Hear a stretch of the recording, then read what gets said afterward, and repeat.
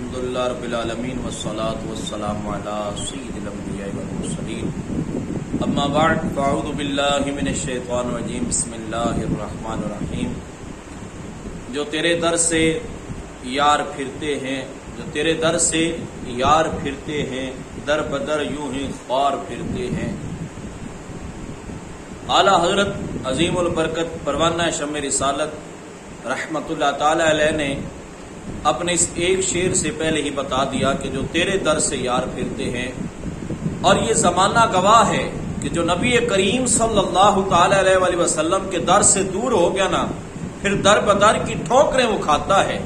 ایک در نصیب نہیں ہوتا ہے، پھر در بدر کی ٹھوکریں کھاتا ہے۔ اس کی ایک مثال زندہ میں آپ کے سامنے رکھنا چاہتا ہوں۔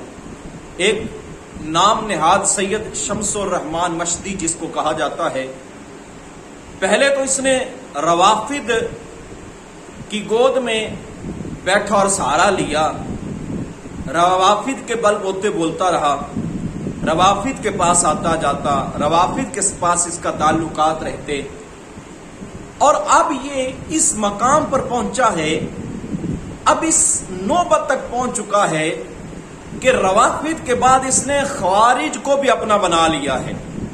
وہ خوارج جنہوں نے نہ تو انبیاء کرام رضوان اللہ اجمعین علیہ الصلوۃ والسلام کو چھوڑا، جن کے قلم سے نہ انبیاء بچ سکے، جن کے قلم سے خود سرکار صلی اللہ تعالی علیہ وآلہ وسلم نہ بچ سکے، جن کے قلم سے حضرات صحابہ کرام کی تعریفاتی کلمات جو ہے نہ نکلتے تھے نہ نکلے ہیں، بلکہ ہمیشہ ان کے قلم سے حضور علیہ الصلوۃ والسلام کے صحابہ کرام کے خلاف جو ہے انہوں نے اپنے قلم کو چلایا ہے۔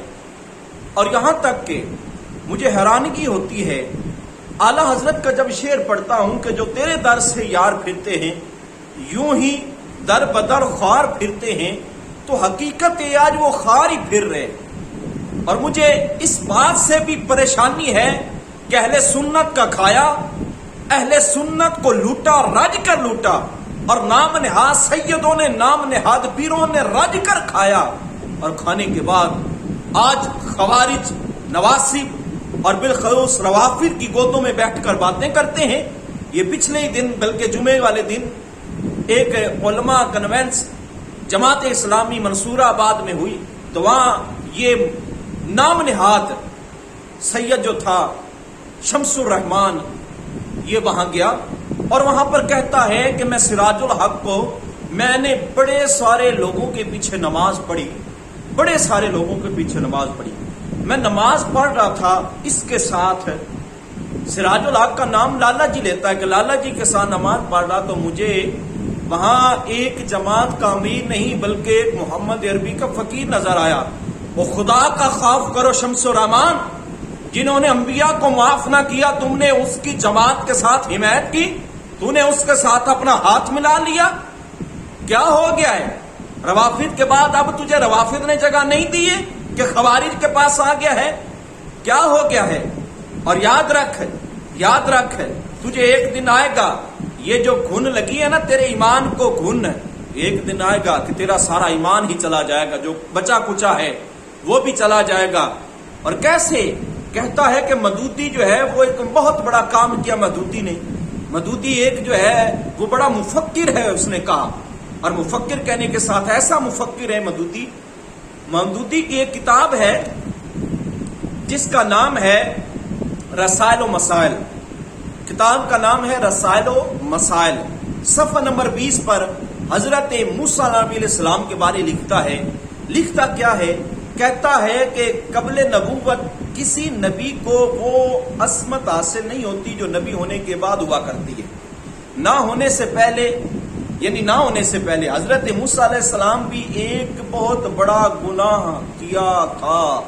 یہ جملے لکھے ہیں مدودی نے اپنی کتاب میں، جس کو تو مفکر کہہ رہا ہے، جس کو تو صوفی کہہ رہا ہے، اور تیری عقل پہ اور میں کچھ نہ کہوں گا، اتنا بس کہوں گا کہ صحابہ کے خلاف اٹھے گا نا، تو پھر جو صحابہ کے خلاف آیا وہ گلی کا کتا ضرور بنتا ہے، وہ گلی کا ولی نہیں بن سکتا ہے، وہ گلیوں کا کتا ضرور بنتا ہے۔ یہ یاد رکھ، صحابہ کے خلاف اپنی زبانوں کو دراز کرتے ہو، اپنی قلموں کو اٹھاتے ہو صحابہ کے خلاف، جو حضور نبی علیہ الصلوۃ والسلام جن کے بارے میں یہ وعدہ فرما چکے ہیں، خود رب فرماتا ہے کہ وہ سارے کے سارے عادل ہیں، سارے کے سارا صحابہ جو ہے وہ جنتی ہیں، رب ان سے راضی، وہ رب سے راضی ہیں۔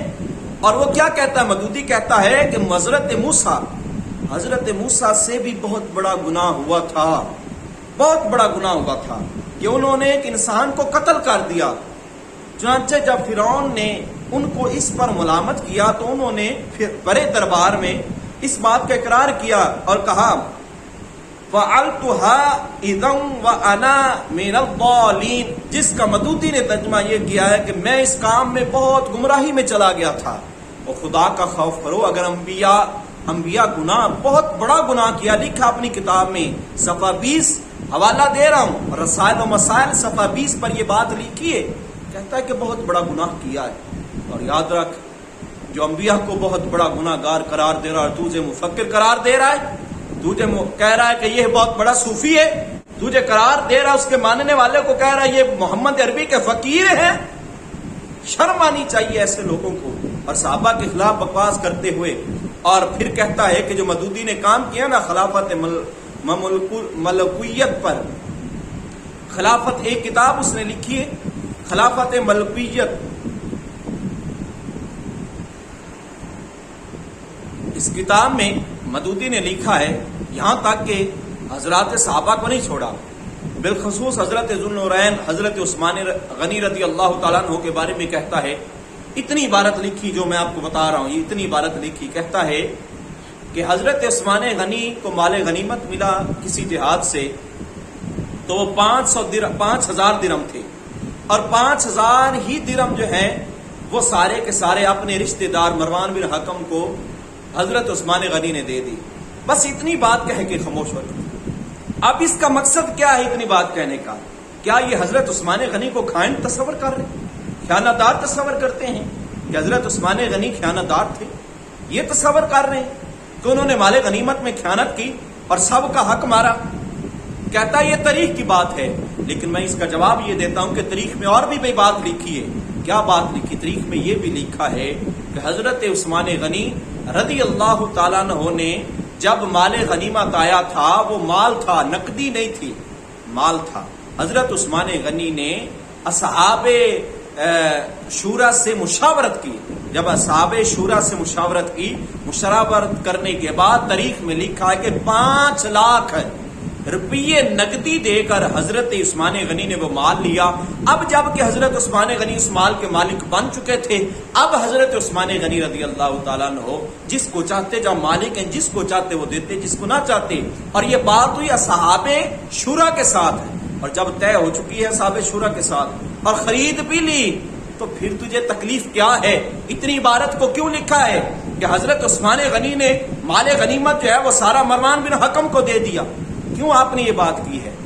اور غور کر۔ اور میں شمس و رمان سے کہتا ہوں، شمس و رمان سے، اب یاد رکھ وہ دن دور نہیں ہے کہ تم نے یہ ان کو اپنایا ہے، روافض کو اپنایا، حضرت امیر معاویہ کے خلاف بکواس کی، حضرت امیر معاویہ کے خلاف اٹھے۔ اور یاد رکھ، صحابہ کا بغض ایسا ہے جو بندے کو خود جلا دیتا ہے۔ صحابہ کے بغض جلانے کے لیے کسی آگ کی ضرورت نہیں ہے، کسی تیل اور چنگیاری کی ضرورت نہیں ہے، بلکہ صحابہ کے بغض کے لیے صرف اتنا کافی ہے، جو صحابہ سے بغض رکھے گا وہ گلی کے در بدر ٹھوکروں کی طرف چلا جائے گا، پھر وہ ایک گلی کا پلندہ بن کے رہے گا۔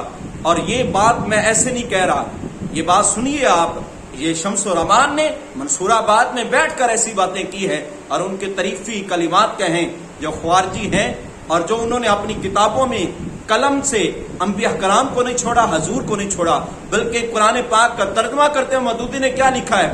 جب ترجمہ کرتا ہے وَوَجَدَكَ ضَالًّا فَهَدَىٰ، جب اس آیت کریمہ کا ترجمہ کرتا ہے تو کہتا ہے کہ حضور بہت گمراہی میں چلے گئے تھے۔ تو یار حضور گمراہ ہیں؟ ایسی بات ہے حضور گمراہ ہیں؟ اس کو تسلیم کرتا ہے جس کو تم مفکر کہہ رہا ہے؟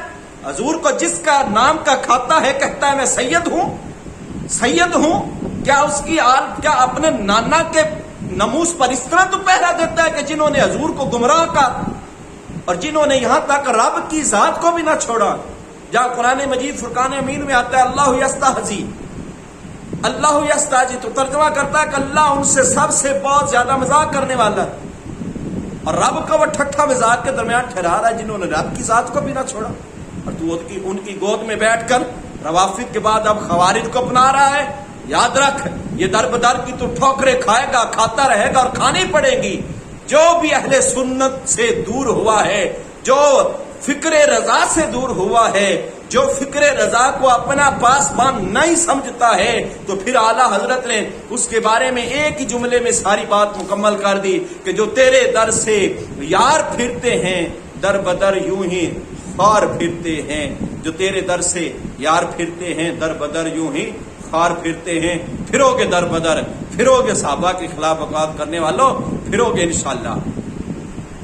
को ये शर्फ हासिल है कि पहली मुलाकात में बहुत सी बात समझा देते हैं। मैं पहली मुबारकबाद तो जमात इस्लामी पाकिस्तान को दूंगा कि इन्होंने 32 साल कमाल की मेहनत करके इस बात को साबित कर दिया है कि ये नाम की जमात इस्लामी नहीं, ये बड़े काम की जमात इस्लामी है।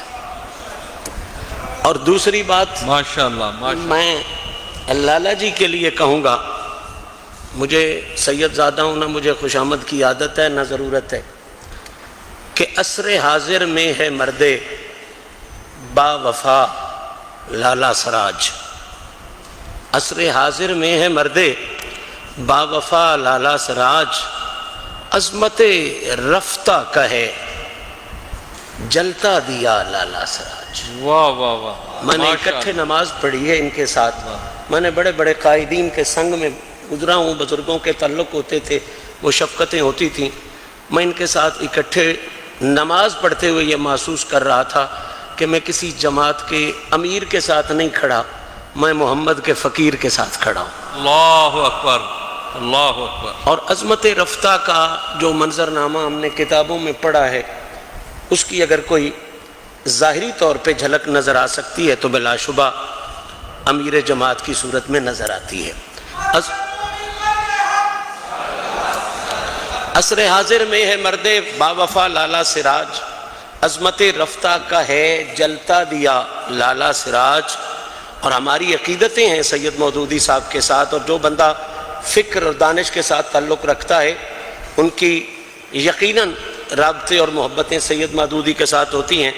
उनके हवाले से बात की है कि शेख मौदूदी की फ़िक्रे बासफ़ा का जानशी, शेख मौदूदी की फ़िक्रे, वैसे मैं फ़िक्रे सूफिया भी कहना चाहता था, कि देखने में उन्हें आप एक मुफक्कर के तौर पे, एक बहुत बड़े आलिम के तौर पे देखते हो, लेकिन सच माने में वो अंदर और बाहर का सूफ़ी इंसान था।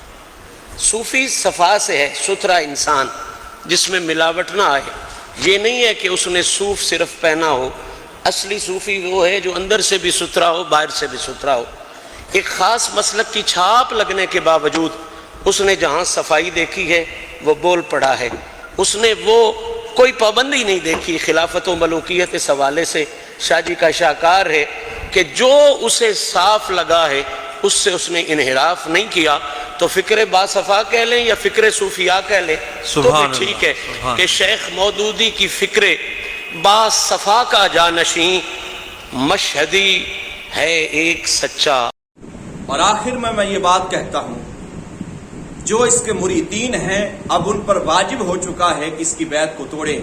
ये मुरीदीन के बलबूते पर अहले सुन्नत का पैसा लूटकर अपने कोठी बंगलियां बनाने में लगे हुए हैं। ये पीर नहीं है, ये कोई ऐसा नया फितना उठा रहे हैं, ऐसा नया फितना इन्होंने ईजाद कर दिया है जो सहाबा के खिलाफ, जो अपने आप को खवारिज नवासिब रवाफिद के पास ले जाते हैं। नाम तो अहले सुन्नत का लेते हैं लेकिन ये सुन्नी नहीं है। अब इनके मुरीदीन पर वाजिब हो चुका है कि अपनी बैत को तोड़े और अहले हक के साथ, हक वालों के साथ आएं और अहले हक का प्रचार करें। और अहले हक वाले ही इंशाअल्लाह हकीकत की जांच पड़ताल तक आपको पहुंचा सकते हैं। अल्लाह की बारगाह में दुआ है अल्लाह हमें इस पे अमल करने की तौफीक अता फरमाए और हमें इसको समझ बूझ कर आगे मुसलमान भाइयों तक पहुंचाने की तौफीक अता